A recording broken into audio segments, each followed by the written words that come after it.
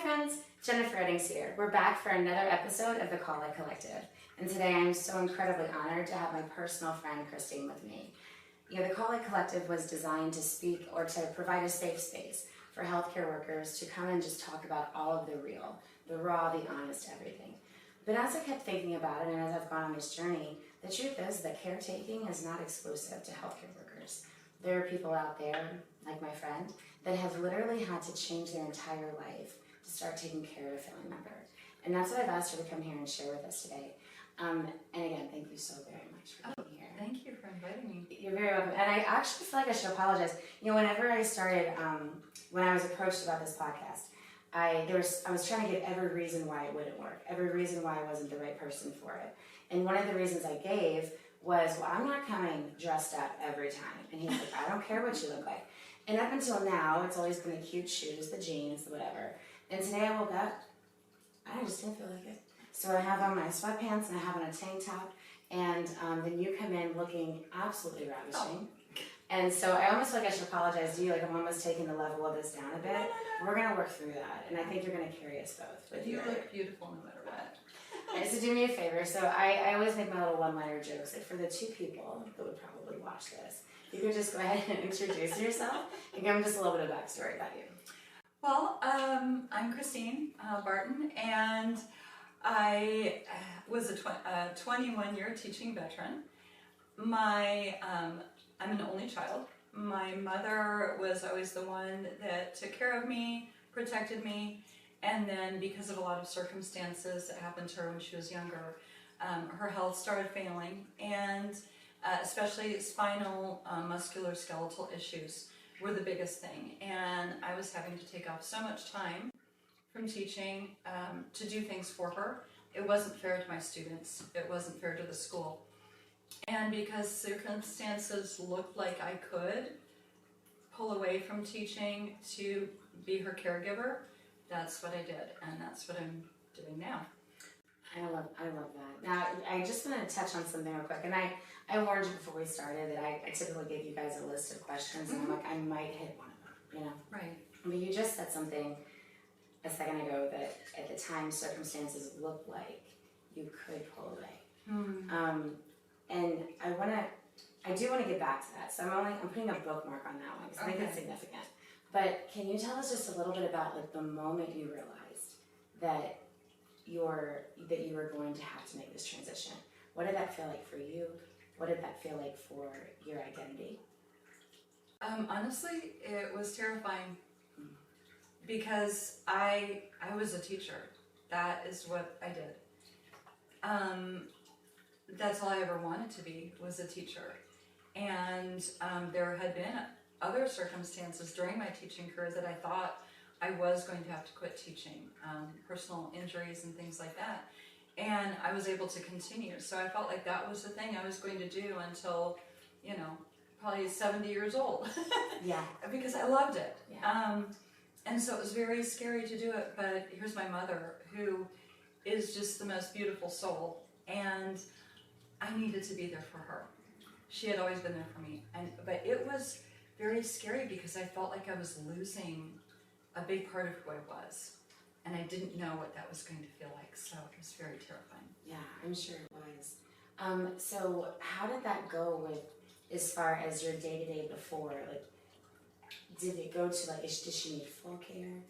She is able to walk with the help of a walker. When I really realized things were going to change was the last time I drove in a car with her, which was the last time that she drove a car.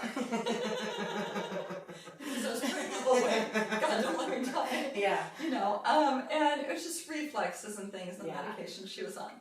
And so yeah, it was, you know, it was just, yeah, there's just a lot of emotion that goes with all of that, and the transitioning, and having to, at that one moment when I'm realizing, okay, she's able to dress herself, she's able to make small meals, like microwave things in the toaster, things like that. She's a wonderful cook, but it's very hard for her. And she had taken some bad falls. that could have ended her life and put her into, at the very least, hospice or nursing care facility, which I just couldn't do that to my mom. And so that was this moment where I was just watching her in a hospital bed, not knowing whether or not she was going to be okay. Yeah. And that's when I realized, okay, there's something that has to happen next. Even, and I know we laughed about it because it is, when you said the thing about that was the last time she drove a car. Yeah. And we can laugh about it now, but in the moment, I can only imagine there was sadness. Like, I'm gonna lose her at some point. Like, I think that for me, that would have been like a moment where it was like, she's not gonna live forever. And it's also so hard because I had to be the one to say to her, Mom, this is dangerous. You could hurt yourself, you could hurt others. And to take that level of independence away from her was really hard as a child. Yeah. So difficult. You were a teacher for obviously a very, very long time. And then you find yourself at home, essentially, with caretaking. Talk to me just about, honestly, we could just get into the emotions of it. And I imagine there's 422 of them. So talk to me about all the different ones, the complexity of it, the paradoxes of it. Just talk to me about how you feel. Well, the hardest part, and I would say this for anybody that's got parents that are aging, and it's really a difficult thing that you're never prepared for, is that you're switching roles with this person who you honored. They were your parent. They were the ones telling you what to do. Yeah. They were the ones making the tough decisions. They were the ones guiding you. And now all of a sudden it is switching. And you're taking on more of a role of the parent. You're being a parent to your parent. You're telling them, no, you're not drinking enough water. No, you're not going to eat that today. No, you can't have your pudding if you don't eat your meat. Okay. Like you have to all of us, yes. I know. Okay, we're going to move past. And so anyway, but you have to change this mindset, and it's very difficult because you start to find yourself taking away things from your parents that were significant to them. The ability to drive, the ability to pay their own bills, the ability to make decisions about where they were going to go today. No, I'm sorry, Mom, we're not doing that today because we have these other things to do. It's really hard, and it's so hard for them. Of course, she's got the sweetest, kindest soul and attitude. And anything I've said to her, she's been so agreeable to. But that's not always the case. I am really grateful her mind is sharp as a tack. So she is able to logically reason why I'm asking her to do those why things. She can't drive anymore. Yeah, and you do kind of get this little bit of a community around you with other people that start caretaking for their parents. Right. Either because of physical issues or because of mental issues. And so it's very, very difficult, especially when they're not able to reason everything out. And you do have to, even with my mom, I have to explain, but Mom, here's the reason why. And what decision are you going to make? Are you going to make a decision that's going to benefit you or that's going to harm you? And having to be, like I say, the parent to the parent, and it's hard to watch that. And I remember one time when my mom, we were at my grandparents' farm. My grandpa always used to run anywhere on the farm. He'd run to the barn, run to his workshop. Like just for normal transportation. He would run. He liked running. Okay. And the day that my mom was standing at the window and she was crying because she saw my grandpa walk to the barn.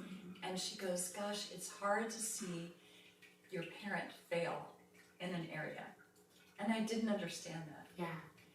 But now I do. And with each thing that becomes more difficult for her, that actually got me too. Yeah. That I have to do. It's hard to see this parent that you love, that you're wanting to help, and taking things away from them that have been part of their identity. So yes, there are things of my identity that were taken away from me by caring for her, but there's a lot of her identity that's been taken from her. So yeah, it's not easy. You know, you're so beautiful because the question was absolutely geared around what it took from you or how you were able to shift that. And because of your heart, the focus of that very quickly became what it did for her, and I wouldn't change that for a bit because that's just who you are. Yeah, it was hard. I had to change a lot. I can only imagine. And while you were talking, I was thinking to myself, and it goes back. You and I share the same faith and the belief that God has a bigger purpose and a plan. Oh, absolutely. And His plan for us was well designed long before we were born. Right. As you're talking about caretaking for her and the things you're having to explain or whatever, how beautiful is it? What other profession could have possibly prepared you as well to take care of her than teaching? Absolutely. Yeah. Absolutely. And that's one of those things where I have taken those skills from teaching. The empathy that you have to have, especially a lot of the students that I taught came from, I taught homeless students. Yeah. I taught students who didn't have food in the refrigerator at home. I had students that didn't have running water.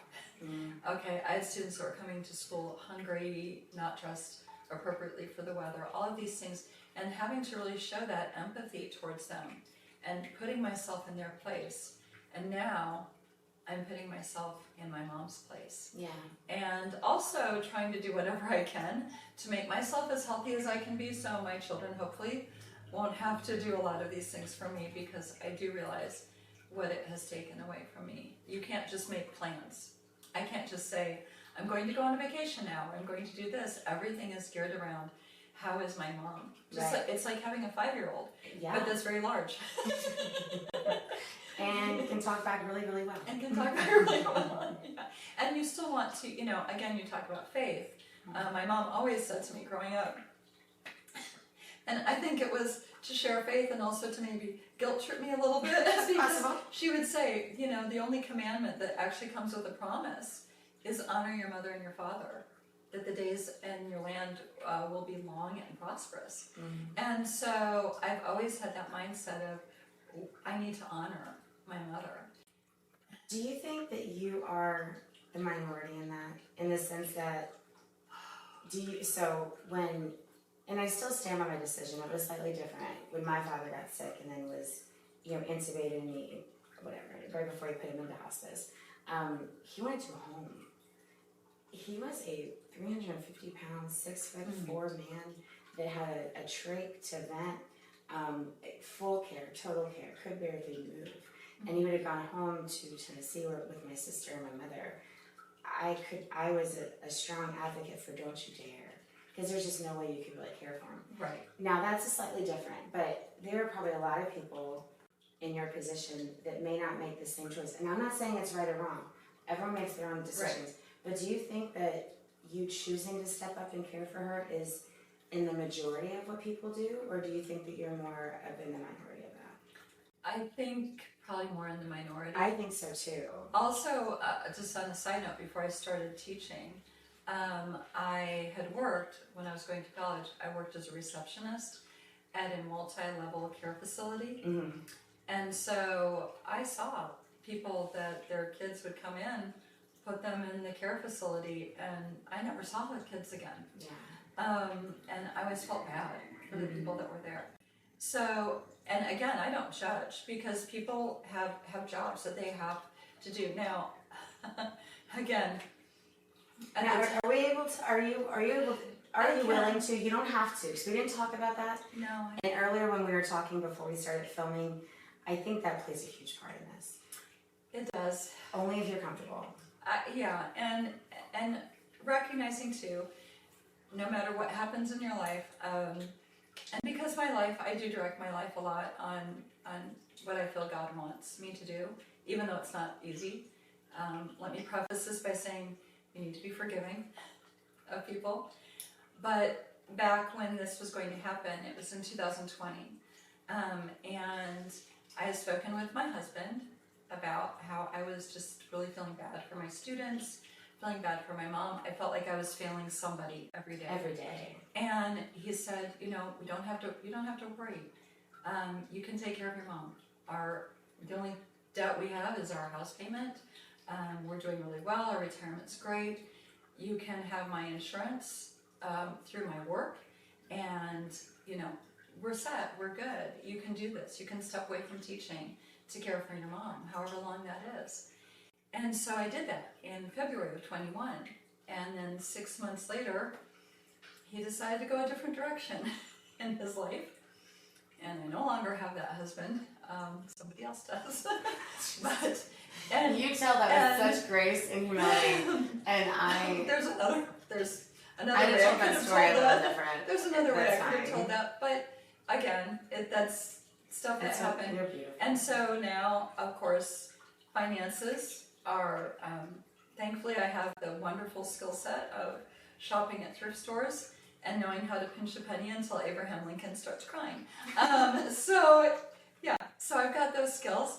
But, it was one of those things where it was really hard because I was having to go through probably one of the most devastating things that's happened. And I've been through a lot of devastating things, and she knows all of the stories.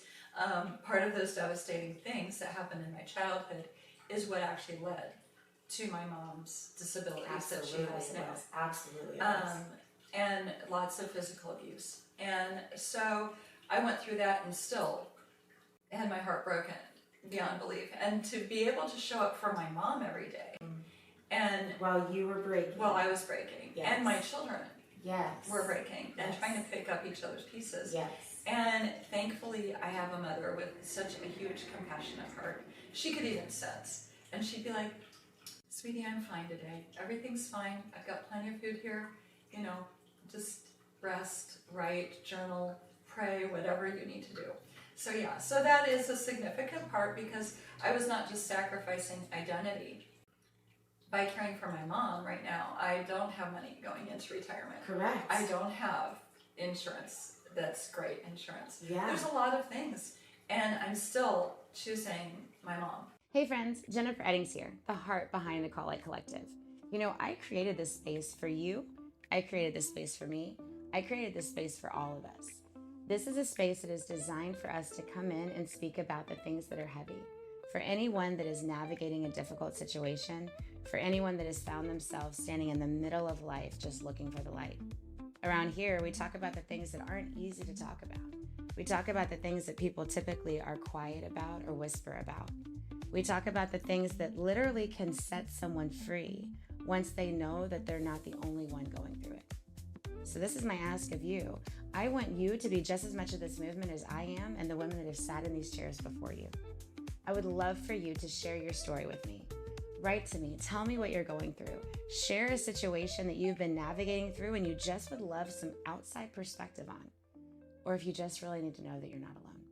You can email me at comeformeasures24@gmail.com. I would love to hear from you. Whenever you need something or you need someone to be there for you, I beg of you just to hit the call light, and I promise I'll answer. Because at the end of the day, all of us are just walking each other home one conversation at a time.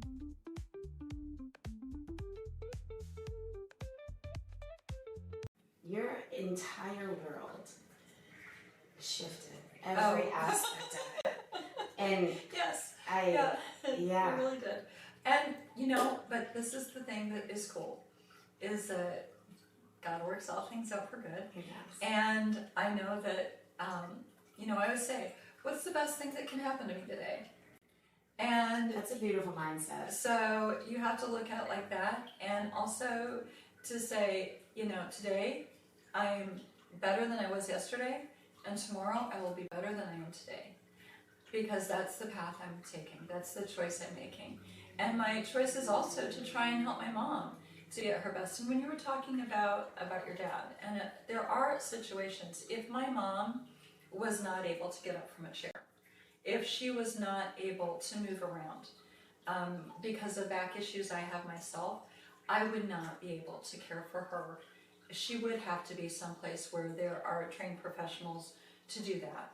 And that would be a really tough decision to make. And I always tell her, this is why you're going to eat your protein, and That's you're going right. to drink your water, That's right. and you're going to do your exercises and No your pudding physical before therapy. meat. I mean, it's a good life lesson. Because I don't want you to fall. Yeah. I don't want you to be at a point where you can't use your leg muscles, your arm muscles. So I am, I do her manicures, her pedicures, her hair care. I'm her beautician. I'm her accountant. I am her housekeeper. I am, the grocery getter, and You're kind of like her mom. I am too. And this is, my children had even asked me, because of course I bathe her.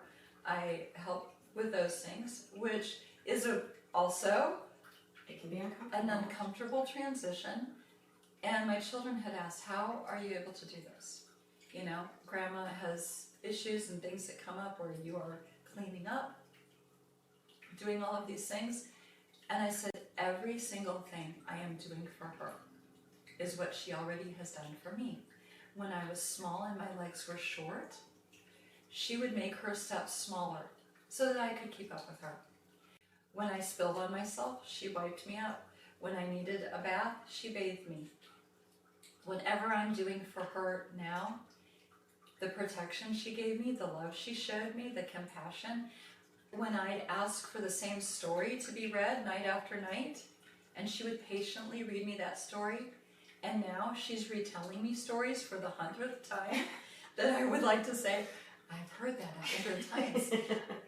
I am patient with her and listen to it as if it's the very first time she's ever told it to me, because that's what she did for me. And so I'm just giving back to her, because that is my way of honoring her. And I'm also saying to my kids, pay attention. Yeah, right. Because Right. hopefully you won't have to do this for me, but just in case, this is how you honor your parent. And again, for people who are in situations, I know people that their parents have had to go to a nursing facility because they had special needs children at home of their own that were consuming so much of their emotional and physical energy. Right. And you have to make choices You do. at certain points, and those are hard choices to make. They are. So And it's not a cookie cutter situation by no, any means. no, it for sure is not. I still think there's room to acknowledge that you could have made a different choice, and you didn't. Even after your whole world shifted, you could have made a different choice. And instead you've chosen self-sacrifice to continue honoring a woman who also chose self-sacrifice. Thank you. And it's pretty beautiful. Thank you. I call myself a storyteller. Probably only rivaled by you, to be honest with you, in my personal circle. I mean, John Grisham's fine, whatever. He's all right. But like in the Facebook world or social media world with our circle or whatever, you do such a great job of telling stories and relating stories. Like, I'll never forget the grandpa story, I'll be very honest with you, because that was significant in many ways. But you do a great job of telling the stories and walking us through your life, your ups and your downs. And there was a post you made, I don't remember what it was, and you said, you were in this beautiful floral dress, and you said, I'm celebrating, Fancy Thursday or Fancy fall. Fancy fall. Fancy and you're fall. like, that doesn't even exist, but it does now because I wanted to. I made it up. You made it up because that's exactly right. And it was just another celebration. It was almost of a defiance of what is probably likely supposed to have happened to your spirit, being given everything you've gone through. And that was a testament, a defiance, a standing up and saying, you're not going to tear me down. I choose my happiness. Yeah. And there has to be, well, it doesn't have to be, but I'm curious if you could tell us, besides Fancy Fall, which honestly, I'm here for it next year. Whatever date that was, I'm going. I was in healthcare, we talk about like what is your release, like how, when we interview people for like jobs, whatever, like how do you take care of yourself, how do you disconnect, how do you let go of everything that you're feeling and whatever. And I wore this shirt today just as there is a semblance of that life is hard, and if we just stay home and we just roll around in all the hard and all the grief and all the whatever, we're destined to be exactly what we think. We are a product of what we think. So when I'm feeling down, I get up and go out. And this is a group that is in St. Pete, and you know, because I know you know them. And it's just, too. I know you know. Should have told me. Well, this one's a little special. This was my birthday, and it says 42 and Feral on the back, which is fantastic. But anyway, finding people or finding other outlets to hang out with, and this group is more about like going to music concerts, and you know that, but I'm telling the two people that don't know, that maybe not immersing yourself in the entire, like your whole life becoming that, because lately you've seen my stories as to what happens when that happens. Yes. But to just get out there. So I railroaded it. My question for you, not railroaded, but you know what I mean. My question for you is, aside from Fancy Falls, how else do you keep your light so bright? Because you have one of the brightest. Oh. And to look at you without knowing anything, it would be very easy to assume that you were Miss Nebraska, that you had everything handed to you, a perfect conjoined home with a great like June Cleaver situation, because you are gorgeous on the outside, just so beautiful, but the inside just shines so bright. So how do you not let your light go out? Well, just kind of going back to some stuff that you know about me. I was literally in a home that there was abuse and there was addiction, and along with all of that fun, I was, if you've ever seen 16 Candles or any of those old John Hughes movies, there's always like that back brace girl that's wearing the back brace with the bar, you know, I was the back brace girl. Or Romeo and Michelle's high school reunion, or what, I was the back brace girl, and I was bullied all the time, and then always feeling like I had to be perfect, because there was already enough problems, you know, when I'd walk, there was no escape. I couldn't go to school and escape home, and I couldn't go home and escape school. And so, thankfully, at a very early age, I was able to understand faith in God. And honestly, that's a lot. I'm very much kind of one of those intercessor peoples, and also, and you understand this, the empath side, because in your life you had to, for your own safety, read the room. You had to be able to know what somebody was feeling. And so I found that when I focus on other people and trying to help other people and make other people have a good day, then I have a good day. When, you know, I see somebody at a thrift store or whatever, and I like their shoes, I like their hair, I like their smile, I tell them to have a great day. And my children used to hate to go shopping with me, because I would end up becoming best friends with somebody like in the deli section of Publix waiting to get my pubs done. Hope I could say that. Yes, you're right. So, but yeah, and I think it's about when you take the focus off of yourself and you put it onto how can I make someone else's day better, it makes your day better. It's a lot of, I spend a lot of time journaling and writing, and because that's the other thing that I'm doing on the side as I'm caring for my mom, is working on writing. And by the way, I love reading all of your posts. If you don't write a book, if anybody needs to write a book, you need to write a book. But that's what I'm working on. And so when I'm starting, you have to look at the positive. What is the good thing in this day? And I used to ask my children that, whether it was my own children or my students in my classroom. Somebody tell me about what your best thing that happened to you yesterday was, or today was. What's the best thing? You know, let's focus on that. And so for me, yeah, it's dressing up. It's wearing a back brace for so many years. You just couldn't wear cute clothes. And thankfully, because I was really poor when I was younger, I know how, I'm not afraid of wearing secondhand clothing, because I was wearing hand-me-downs, you know, when I was a kid. And so finding just ways. I used to, even when I was teaching, I would, over my jeans, I would be wearing a nice outfit, or over my suit, I would just throw on a tutu on top of it. And that had special meaning for me too. And this all for another day. But anything that brought joy, if it brings joy, focus on that. And so, and I'm not going to pretend that that's just all there is, because in life there's a lot of darkness that comes into that you have to fight against.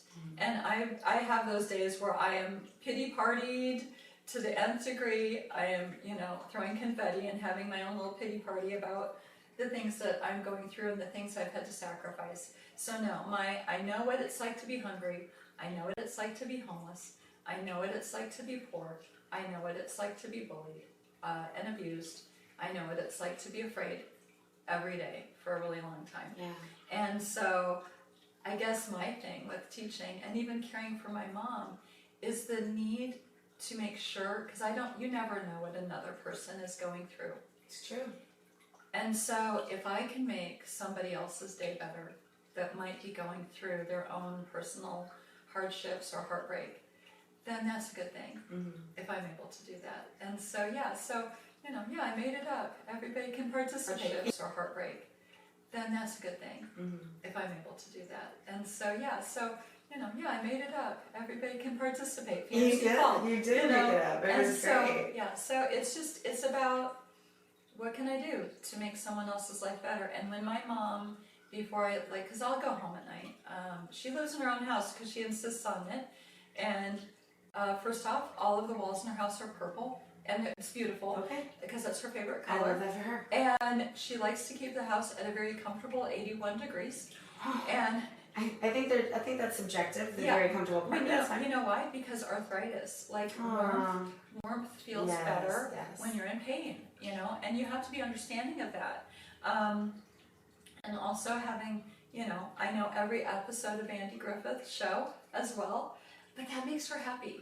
And so when I leave the house at night, and sometimes I go in really early in the morning, and we have breakfast and lunch and all that, and sometimes I go in a little bit later because I have 2 households I'm taking care of, 2 houses I'm cleaning, basically 2 families. I've got, you literally do. I've got two taxes, 2 sets of bills, all of these things.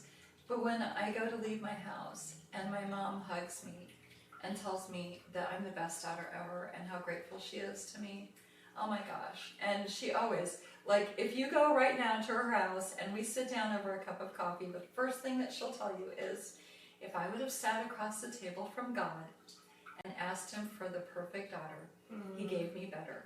And she literally tells that to every single person. So how could I not take care of a woman with that kind of a heart? And the challenge is, though, not every day has always been like that for her. Yeah. She's gone through her share. When she had viral encephalitis and lost her mind and was treating me horribly, and she was supposed to die, but she lived miraculously. Students that I taught that called me a few choice names. You've heard it a few times. You have. That's where the forgiveness and the mercy and the grace comes into. Well, because encephalitis is different, but especially students recognizing that any of that anger that comes out at you in the name calling, that is displacement of a lot of hurt. Yeah. And I think the takeaway from a lot of this is just, you have lived your life in the service of others in whatever capacity that meant, as a wife, as a mother, as a daughter, as a teacher, and even now as a friend. And we talk about we share a lot, and I'm sure anyone that knows me enough on social media or from work, whatever, when you mention the tutu, they were like, of course she wore a tutu, because that's something I of course parents around a lot too. And it's funny, people have always tried to, and I don't know if you experienced this at your school, always try to figure out but why? I don't have a good answer. Why not? Other than it makes me happy. That's all I can tell you. And when we're dealing with really hard things, chances are, especially if anyone else notices you're going through a hard time, I can take it to the bank that it's 47 times worse, and you're able to hide most of it. And at night, when it gets dark or whatever, that's when it really comes out. So, and I don't know about you, but there are nights where I wasn't sure I was going to wake up the next day. Right. So if wearing a absolutely. tutu on a Wednesday in the middle of August keeps me alive for the next day or two, I'm wearing a tutu on Wednesday in the middle of August. I know what you're saying about not knowing if you're going to wake up. When I had the massive subarachnoid brain hemorrhage from falling in my classroom, and my neurologist had said you could re-bleed and not wake up. And you just have to say, well, did I live this day the best that I could have? Is this the day that I will be remembered? Like Dr. Seuss says, I will live this day as if it will be the day I am remembered. And so I always think that to myself too. I've been given 24 hours, and it's a gift. And just like I always told my students, that's why we call it the present. because it's a gift. So anyway, that's how and being a caregiver, you know, there's a lot of people out there right now that are having to do that. And some of you are dealing with parents who get angry and who will rebel against the things that you're trying to do to help them. But just remember the good that you're doing, and because I would just say that, you know, it is a sacrifice. And yeah, I do sometimes at night sit there thinking, what is my retirement going to look like? And how am I going to make it every day? But I always know that God hasn't failed me yet, and I don't expect him to ever do that. So I have a purpose and a plan for my life, and part of that is taking care of my mom right now. That you know, you just saying that about, and I appreciate you, the shout out to anyone that is also in that situation. It also can be said that I've already said that I think you're the minority of people that would choose to do what you've done. But I also think you're probably in the minority of the people that are caretakers that either were, you know, I think we're healers. Mm-hmm. You know that I think there are certain people that we're sent here. Yeah. Our lives tend to be harder because our calling is higher. Mm-hmm. And how would you ever connect with the people you've ever connected with if you didn't know addiction, if you didn't know homelessness, if you didn't know all those things? And honestly, how lucky are we to have been given that gift, regardless of a hard life, to be able to help somebody else with theirs. So I do wonder, and I question, and this is probably going to be the last actual question we're going to get to, although I've gotten to this many of our questions, which I told you would happen. For those that are not as fortunate to have the outlook and the spirit and the optimism and the faith that you have, that are in those caretaker situations, assuming that nothing you say is going to change those things I just said, is there any advice or tips you can give or insight as to how to not lose yourself completely in what they're doing? That's a tough question. You have to make choices every day, just like even as a mother. For sure. Yeah. Because sometimes, you know, as a mother, you start to lose your identity because it is wrapped up in your children. And so it's very similar with that. You do have to remember that, and it's, you know, people always say, well, if you don't take care of yourself, you can't take care of anybody else. And you're like, that's great. Thanks for the advice. Yeah. It's like, you're anxious. Well, just don't be anxious. Yeah. Why did I think of that? And just not breathe. Okay. So it's really important to take those moments. And especially when you get frustrated, just like with children. Sometimes you have to remove yourself from the situation. Sometimes it's me reaching out to one of my children or even one of my mom's friends and saying, hey, is there any way you could come over and spend some time with my mom? Is there any way that you could just take over for a little bit? And don't feel guilty about that, okay? That's the biggest thing. Don't feel guilty when you have to take care of yourself. And that was a big thing for me for a little while. I was feeling guilty if I wasn't there every second. Absolutely. But then I was falling apart. My home was falling apart. And so you have to take those moments and carve out some time. Whether it's watching your favorite movie, just separating yourself, watching your favorite movie, going out for a cup of coffee or dinner with friends, or even taking yourself out. I take myself out on dates all of the time, and I'm an excellent date, I just want to tell you.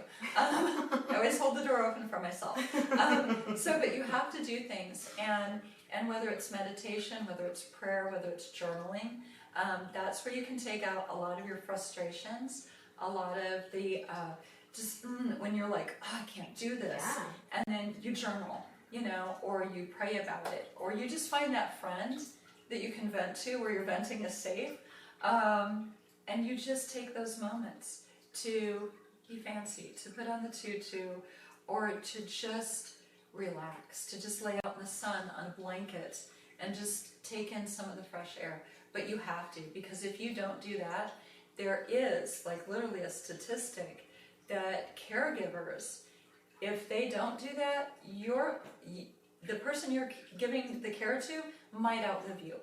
Amen. And that is really an important thing to keep in mind.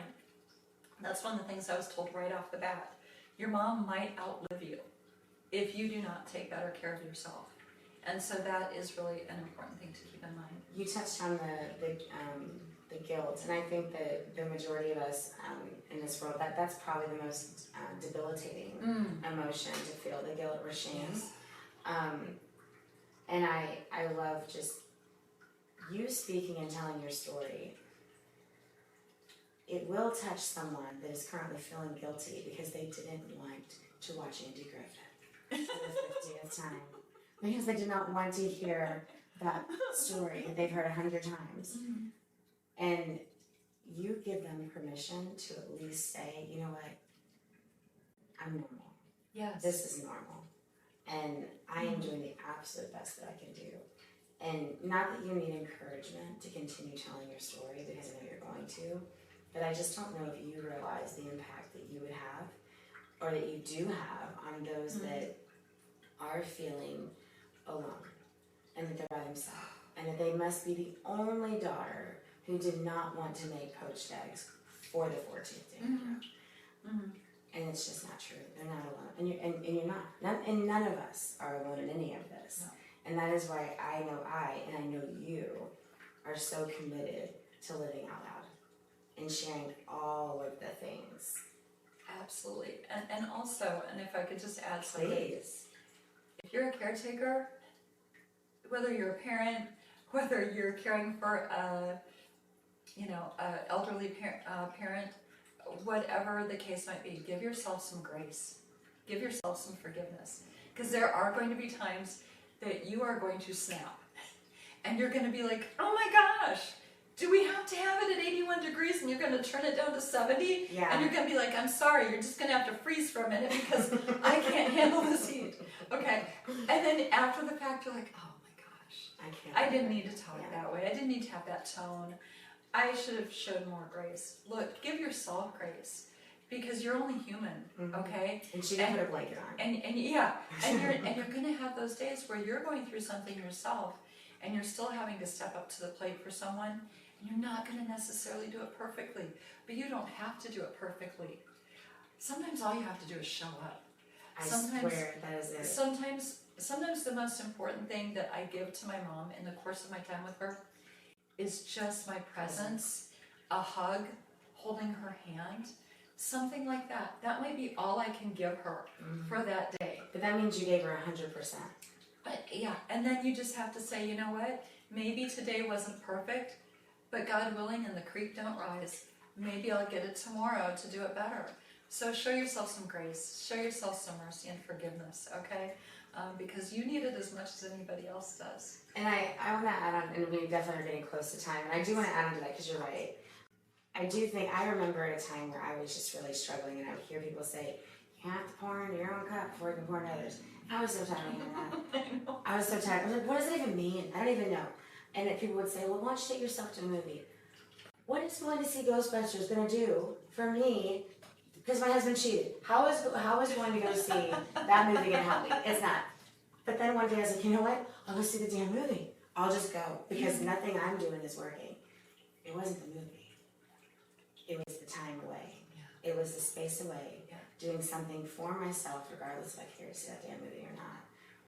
It was the presence of myself and allowing to just rest and take away all of the other responsibility and drown out all the other noise. So I know you've heard us say a few things that maybe you're like, oh, okay.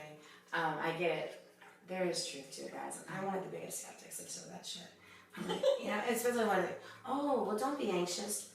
I cannot believe I never thought of that. You know what I mean? Oh my God. So anyway, I know you're going to hear, like, you heard some of the things she said, and they may be something that you've heard people say before. What I'm telling you now, and assuming you trust me at this point, every single thing that this woman said, when I know I have a beautiful spirit, and I'm not even afraid to say that anymore. It doesn't come close to yours. Oh, whatever. So take what she said for truth. And that's, and honestly, and you said it yourself earlier, that if you can make anyone's day better. One of the things I say a lot, and I'm going to end this show just on that, is that we really are all just walking each other home, guys.